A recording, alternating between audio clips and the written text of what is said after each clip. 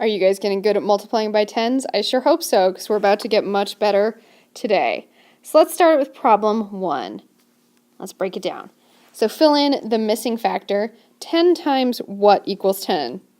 I think you all know this. 10 times 1 equals 10. Now for our next one, we want to get a product, that means an answer, of 1,000, but using only 10 as a factor. So the only number you can multiply is 10. Now let's see. 10 times 10, that's 100, so that's not going to do. Oh, wait a minute. How about 10 times 10 times 10? That equals 1,000. Aw, hey. Now, how about a multiplication sentence for 10,000 using only 10 as a factor?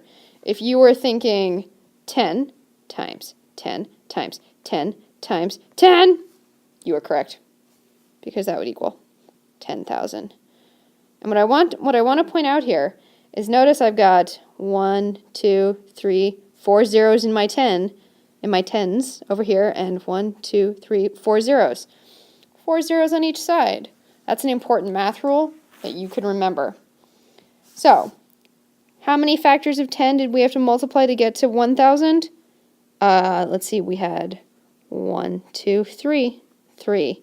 And to get 10,000, 4. So let's read this number sentence aloud. 10 times 10 times 10 times 10 equals 10,000. How many zeros in our product? Like we just talked about, 4. So go ahead and write down that pattern. How many tens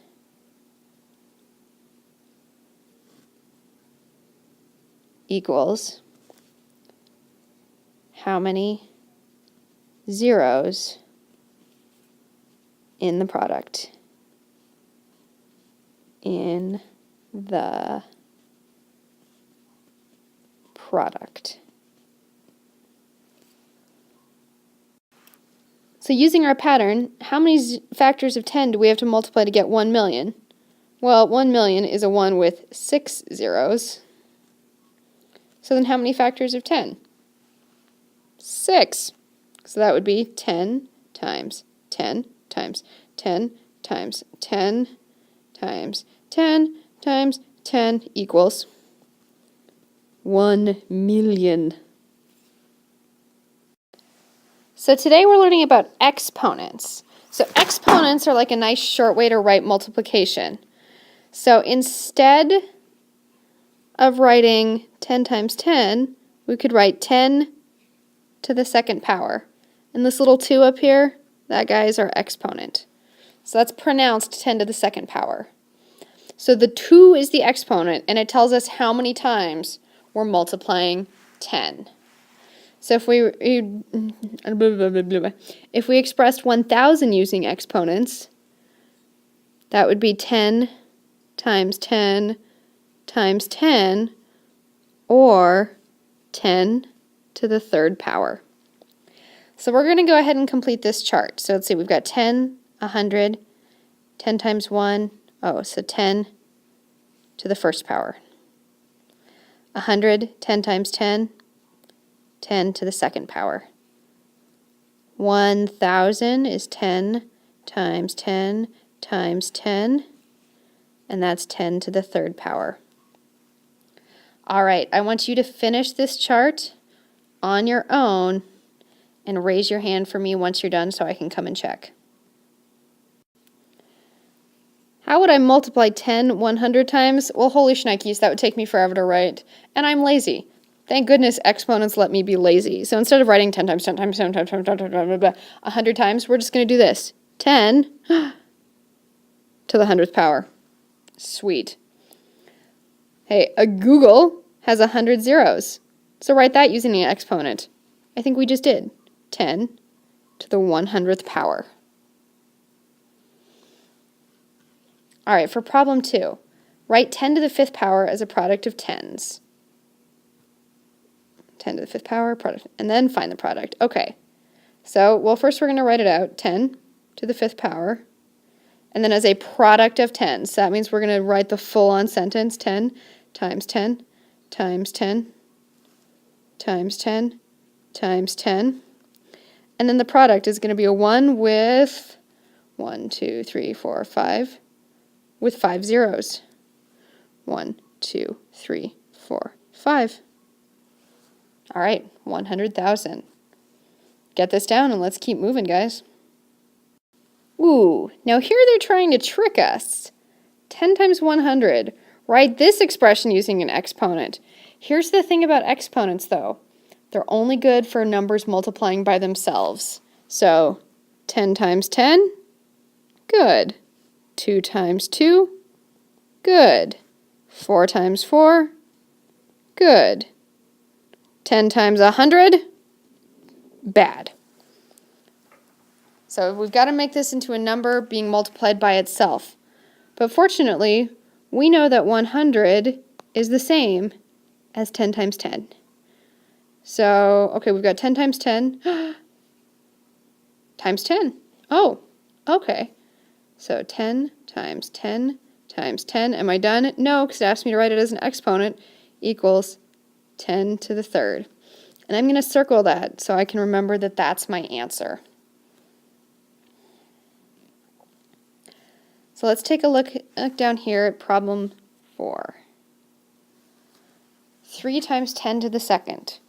Write 3 times 10 without using an exponent. Oh, that's easy. You guys can probably do that without my help. 3 times, well, we know 10 to the second is really 10 times 10. So this is just 3 times 10 times 10.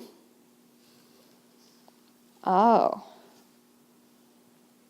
And then let's see, we know 3 times 10 is 30, and 30 times 10 would be 300.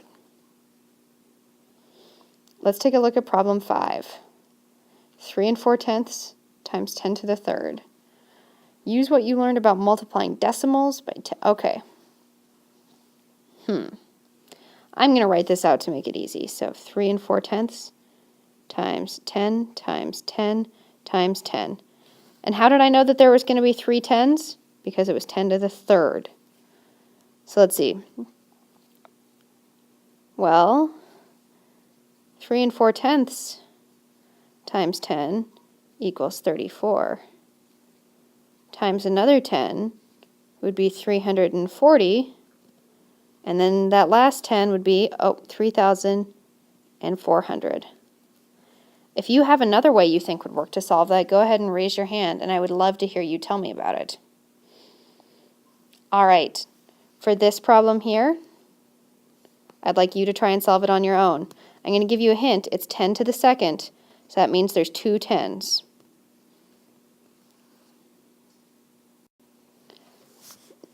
Now that we've been working on multiplying, we can also divide with our exponents. So 700 divided by 10 to the second is still going to be the same as 700 divided by 10 divided by 10. So you know 700, we're just going to move that decimal over. So our decimal's right here. 700 divided by 10, boom, divided by 10. So just because we had 2, that means we moved our decimal over 2 places, and our answer is 7. 7 and 1/10 divided by 10 to the second. This one's going to be a little tricky. So once again, it's to the second, and we're going to have to move our decimal 2 places. So we've got 7 and 1/10, and we're going to move our decimal once. And then we have to move it again. So what's going to go right here? A 0. So now our decimal's all the way over there. So that means our final answer is... If it looks like I added another 0, that's because I always want you to put a 0 in front of the decimal. We don't want a decimal just standing there naked by itself, because that's a little confusing. So the extra 0 I added is right here. These last problems I'd like you to try on your own. Raise your hand once you're finished, or if you have any questions for me.